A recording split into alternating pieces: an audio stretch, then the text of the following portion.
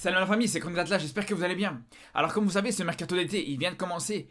Et je pense que c'est le moment de s'attarder un petit peu sur les différents transferts, sur les différentes rumeurs autour des joueurs marocains. Et je vais vous dire pour moi, chaque joueur, en tout cas dans le 11 type, le 11 de base et peut-être aussi quelques remplaçants, je vais vous dire pour moi, dans quel club ils doivent aller, est-ce qu'ils doivent rester dans leur club, est-ce qu'ils doivent changer de club, on va en parler dans cette vidéo. D'ailleurs, je vous laisse me dire en commentaire quelle autre équipe nationale vous voulez que je fasse avec ce concept de vidéo.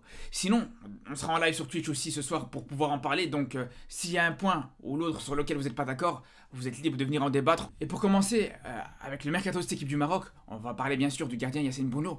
Alors je sais qu'il y en a beaucoup qui veulent le voir partir, qui veulent le voir franchir un cap, qui veulent le voir dans un plus grand club. C'est vrai que pour moi, je considère que c'est peut-être le ou l'un des meilleurs gardiens africains, c'est l'un des meilleurs gardiens au monde cette saison en tout cas. Donc personnellement, je trouve que bien sûr qu'il pourrait mériter un plus grand club. Mais je pense quand même qu'il doit rester à Séville. Pourquoi? Parce que malgré que c'est un grand gardien, malgré qu'il a fait des grandes compétitions cette saison, notamment la Coupe du Monde bien sûr, et même l'Europa League, où il sort d'une très belle finale, il y a une chose qu'il faut constater chez Bounou, c'est que c'est un joueur malgré tout. Et on le sait nous en tant que Marocains, c'est un gardien qui manque de régularité. Il peut te faire des matchs exceptionnels. Il peut te faire des matchs stratosphériques, mais il y a des fois sur une saison où il peut être un peu moins bon. Un peu comme tous les gardiens, mais j'ai l'impression que chez Bounou, il y a des fois où vraiment, réellement, je vous le dis, quand il sort de son match, il est totalement sorti de son match. Je me rappelle très bien par exemple du match contre le Brésil. On s'en rappelle tous en tant que Marocains aussi. On a bien vu à quel point dans ce match il était totalement absent. En fait, son problème d'ailleurs dans ce match, c'est que ça a été le fait qu'il a fait une erreur. Bon, c'est passé. Une deuxième erreur, il a pris un but, mais c'était hors jeu. Et une troisième erreur qui a coûté justement le but du Brésil. Donc c'est typiquement ce genre de situation qui pourrait donner des risques à Bounou s'il part dans un plus grand club, tout simplement. Parce qu'on sait que s'il va, je sais pas, au Bayern, à Liverpool, je dis n'importe quoi, City, bref, dans des grands clubs, tu sais très bien que là, c'est risqué. Dans les grands clubs, à tout moment, si tu sors un match comme ça peut vite se retourner contre toi. Et on a bien vu même à Séville, il y a des moments où justement ils perdaient un petit peu en termes de temps de jeu à cause de ça aussi. Mais malgré tout, voilà, je pense que grâce au fait qu'il a des qualités, que Séville connaît ses qualités, grâce au fait surtout qu'il a gagné du crédit et énormément de crédit avec cette équipe de Séville, je pense que dans tous les cas, même si des fois il fait des matchs un peu moins bons, si ça lui arrive de faire des erreurs ou des choses comme ça, je pense qu'à tout moment, Séville continuera peut-être à lui faire confiance, ou en tout cas, il aura plus tendance à avoir la confiance de ce club-là. Parce que c'est sûr et certain que Bounou aujourd'hui, dans le cœur des supporters sévillans, dans le cœur des dirigeants, etc., il a une importance énorme.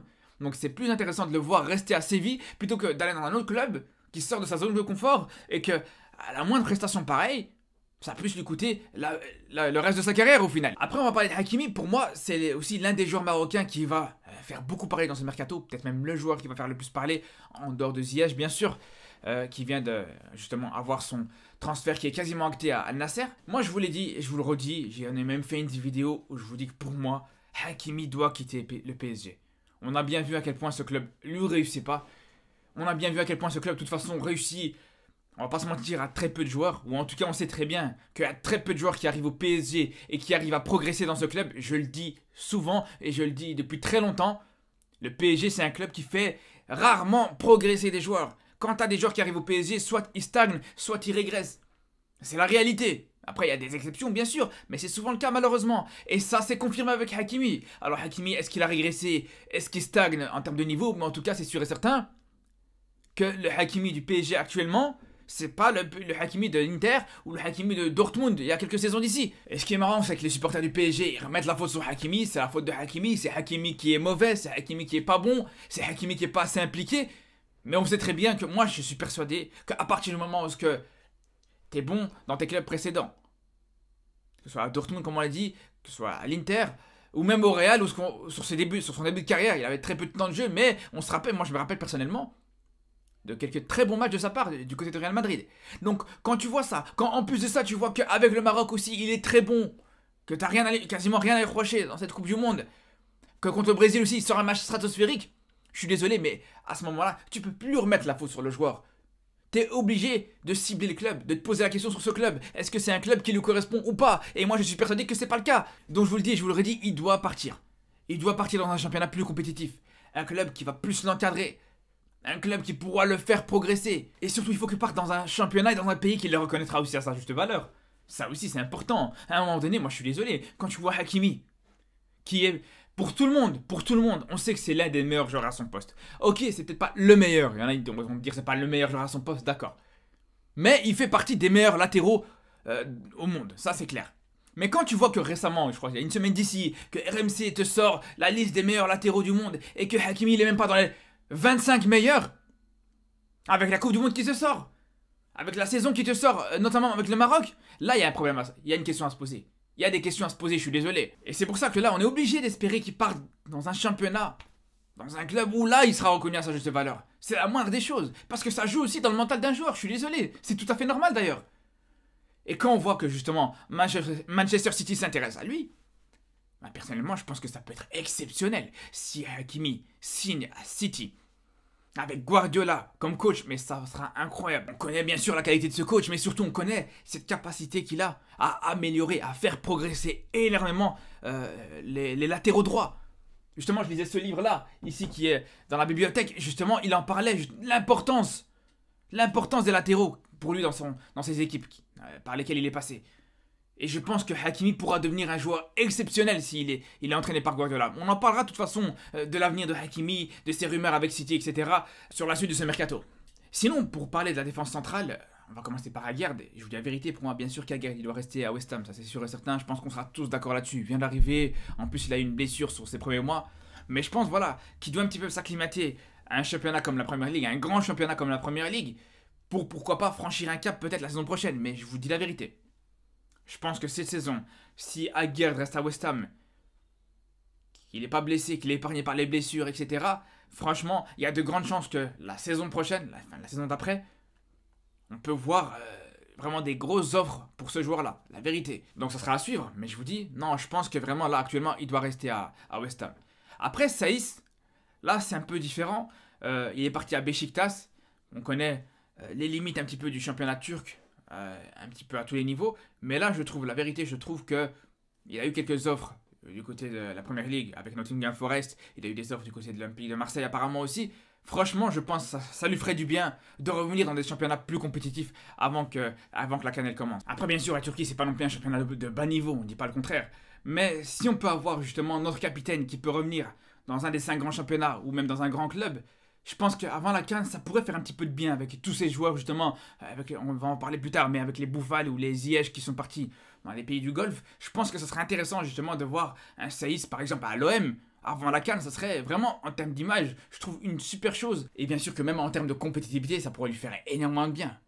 Après, pour ce qui est de Mazraoui, c'est un peu plus compliqué, c'est un peu un cas différent, parce que c'est vrai que quand il arrivait au Bayern, il avait du temps de jeu.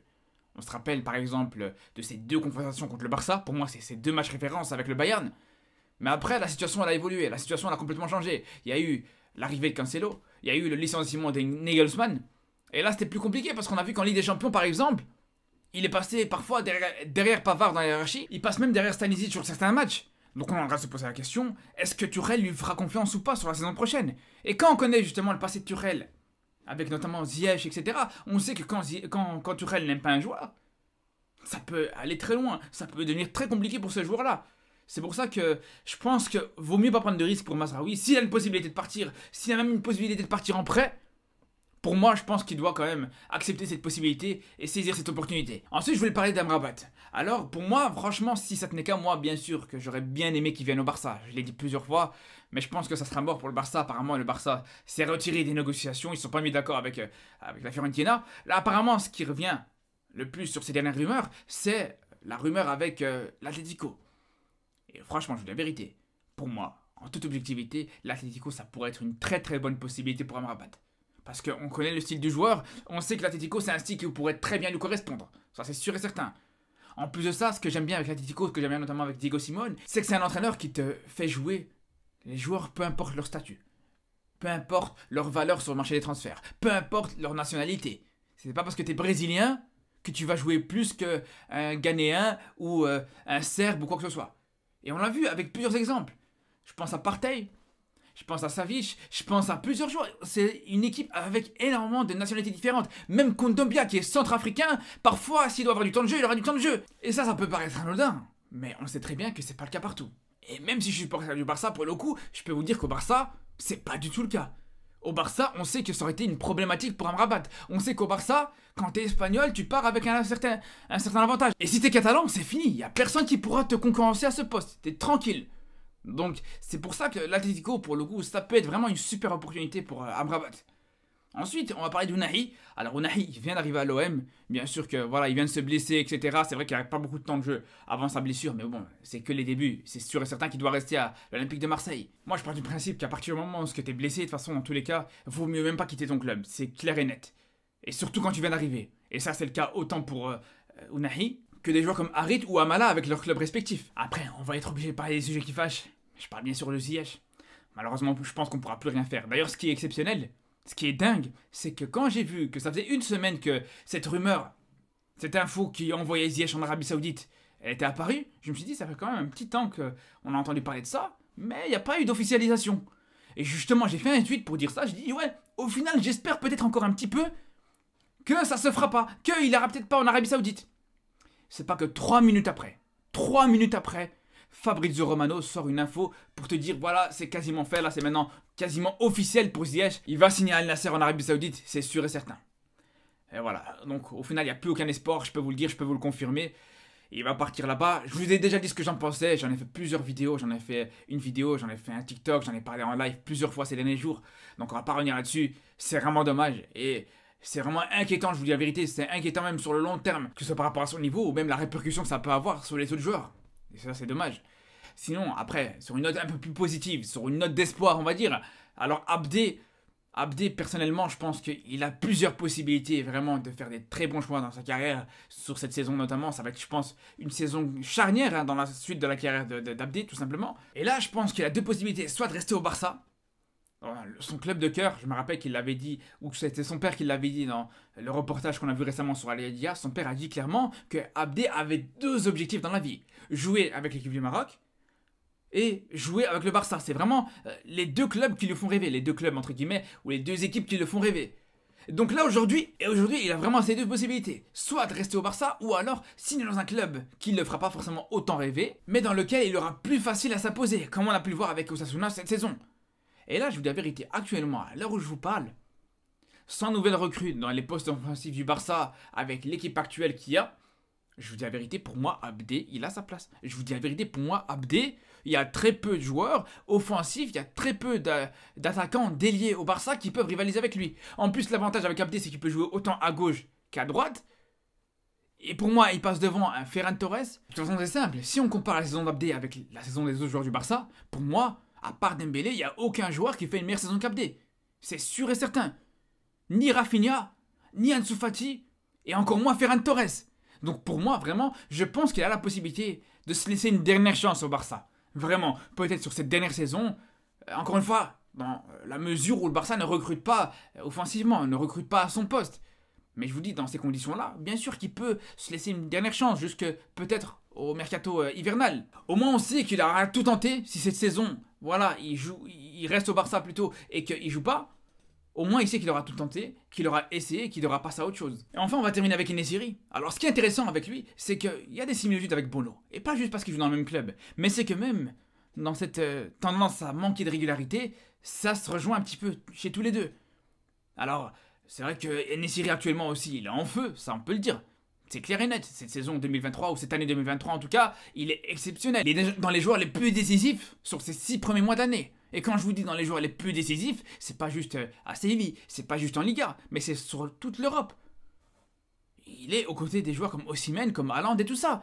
Donc à un moment donné, je vous dis la vérité, pour moi, ouais, il est sur une très bonne lancée. Mais malgré tout, c'est très compliqué, on voit très rarement En-Nesyri enchaîner 2 bonnes saisons. C'est pour ça que là où ça peut être les mêmes risques qu'avec Bono, c'est que justement, à tout moment, si il est dans une mauvaise phase, en changeant de club par exemple, on sait très bien les mauvaises phases d'En-Nesyri, comment ça se passe, comment elles peuvent être très longues et elles peuvent être très mauvaises. Et dans un club plus gros que Séville, dans un club qui lui ferait un petit peu moins confiance que Séville, dans un club où il aura acquis moins de crédit qu'à Séville, ça peut vite se retourner contre lui. C'est pour ça que pour moi, actuellement encore, je pense que ça serait intéressant qu'il reste encore à Séville. De toute façon, c'est simple. Il y a une chose qu'il faut se dire. Dans le mercato des joueurs marocains ou même des joueurs de manière générale. Pour moi, à partir du moment où tu joues dans un championnat compétitif, même si c'est pas un grand club, il n'y a absolument aucune honte à rester dans ce club-là. Il n'y a absolument aucune honte. Si même des joueurs comme Bono et Enesiri doivent rester jusqu'à la fin de leur carrière à Séville, je vous dis la vérité, ça ne me dérangerait pas. Je préfère largement qu'ils restent à Séville jusqu'à la fin de leur carrière, qu'ils deviennent des légendes là-bas, etc. Plutôt qu'ils prennent le risque de changer de club, qu'ils partent dans un club comme Chelsea, comme le Bayern, Liverpool, ce que vous voulez, et qu'après ils se perdent en cours de route. Et c'est souvent un problème qu'on a chez nos joueurs marocains. C'est souvent un gros problème. C'est que il y a de l'ambition, mais le problème c'est que l'excès d'ambition par moment, ça peut tuer des carrières. Et on l'a bien vu avec l'exemple de Ziyech, tout simplement. Et on sait très bien que c'est pas le seul exemple qui existe. Des exemples comme ça, il y en a énormément dans l'histoire du football marocain. Je pense à Saïdi, c'est le premier qui me vient en tête par exemple. Donc je pense qu'il faut vraiment faire attention à ça. En tout cas, j'espère vraiment que vous avez aimé ce nouveau concept de vidéo. N'hésitez pas à me dire ce que vous avez pensé des différents joueurs que j'ai pu aborder aujourd'hui. Si vous voulez en débattre, comme je vous dis, je serai en live ce soir à partir de 22 h sur Twitch. Donc je vous dis à ce soir et surtout d'ici là, prenez soin de vous.